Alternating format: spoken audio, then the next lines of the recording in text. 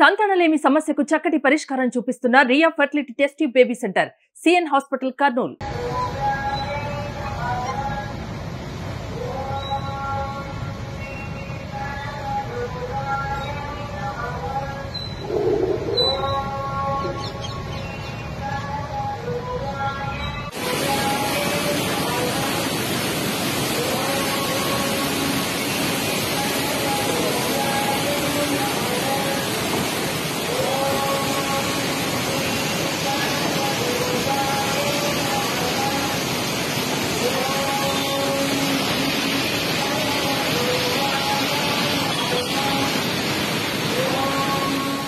ఏపీలో కురుస్తున్న భారీ వర్షానికి ప్రకాశం బ్యారేజ్ వద్ద రికార్డు స్థాయిలో వరద నీరు వచ్చి చేరుతుంది. దీంతో కృష్ణమ్మ ఉగ్రరూపం దాల్చి ప్రవహిస్తుంది.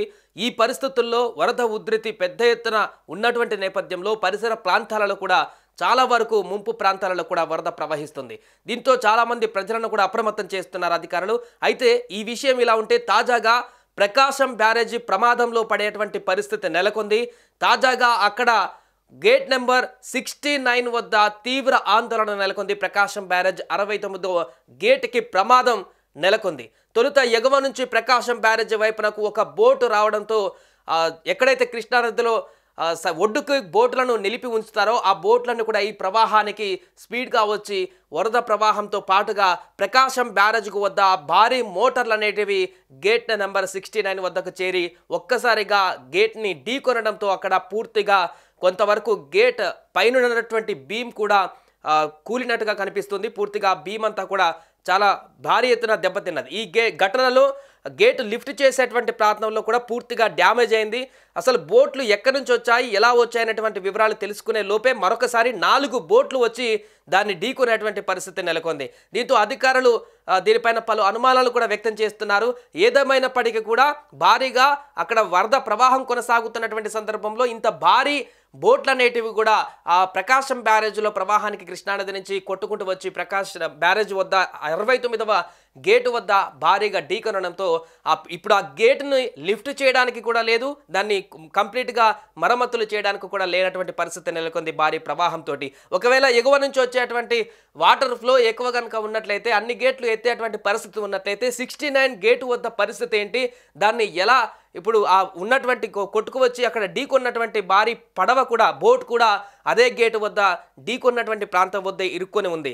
సో దీంతో అక్కడ కొంత ఆందోళనకరమైనటువంటి పరిస్థితి నెలకొంది. అది సైడ్కు కొంత ప్రమాదం జరిగినటువంటి ప్రాంతం వద్ద కొంత కూలినటువంటి ప్రాంతం కనిపిస్తుంది. అక్కడి నుంచి కూడా వాటర్ లీకేజ్ అవుతున్నట్టుగా కనపడుతుంది. ఈ నేపథ్యంలోనే అక్కడ ఉన్నటువంటి పరిసర ప్రాంతాలు కూడా తీవ్ర ఆందోళనకు గురవుతున్నారు. స్థానికులు, అధికారులు కూడా అప్రమత్తం అవుతున్నారు. అసలు ఈ బోట్ అక్కడికి ఎలా వచ్చింది, ఈ బోట్ ప్రమాదంతో గేట్ నెంబర్ 69కి ఎంతవరకు ప్రమాదం ఉంది, ఇది మరి పక్కనున్నటువంటి గేట్లకు కూడా ప్రమాదానికి ఏమైనా కారణం అవుతుందా, ఇంకా పైనుంచి ఒకవేళ బోట్లు కనుక ఈ మోటార్ బోట్లు కనుక వచ్చినట్లయితే ఏం చేయాలనేటువంటి అంశానికి సంబంధించి పూర్తిగా కసరత్తు చేస్తున్నారు.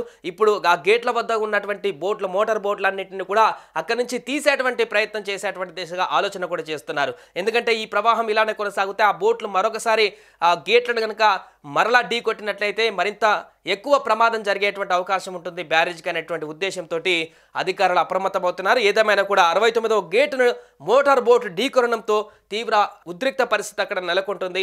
ప్రమాదం జరిగినటువంటి ప్రాంతం వద్ద కూడా పర్యవేక్షించేందుకు అధికారులు కూడా వస్తున్నారు. గేట్ నెంబర్ 69 సేఫా కాదా అనేటువంటి దానికి సంబంధించి కూడా వారు పూర్తిగా ఎంక్వైరీ చేసేటువంటి పరిస్థితి ఉంది.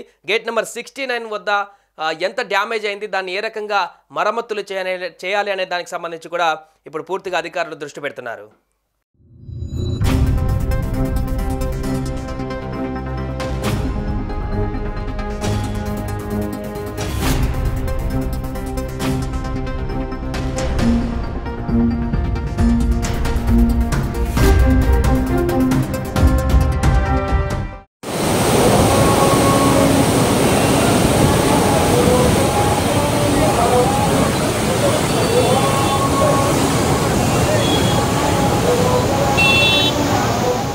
సుమన్ టీవీలో మీ పర్సనల్ అండ్ బిజినెస్ ప్రమోషన్స్ కోసం కింది నెంబర్కి కాంటాక్ట్ చేయండి.